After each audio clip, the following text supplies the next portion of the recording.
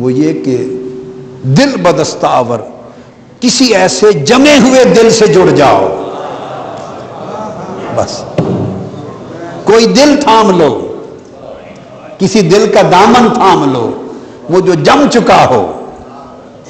وہ اصحاب کہف کی مانند جو جم چکا ہو،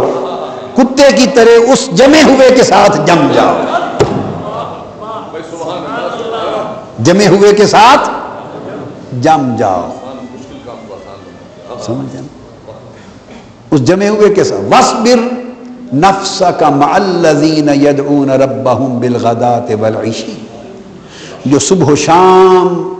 اپنے رب کو یاد کرتے ہیں، صبح و شام یاد کرتے اور پکارتے ہیں، اور یریدون وجہہ، اور اس کے مکھڑے کے طالب رہتے ہیں، یریدون وجہہ، اس کے مکھڑے کے طالب رہتے ہیں، طالبان دیدار بنے رہتے ہیں اور صبح و شام یاد کرتے ہیں۔ وَاصْبِرْ نَفْسَكَ، دل بدستہ ور، اس کا ترجمہ ہے اپنی جان کو اس کے ساتھ جما لو، اپنی جان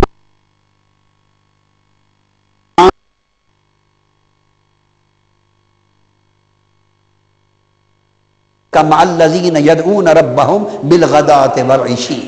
اپنے آپ کو کسی ایسے کے جو اس کے ساتھ جم گیا ہے۔ اللہ نے فرمایا انا جلیس من ذکرنی،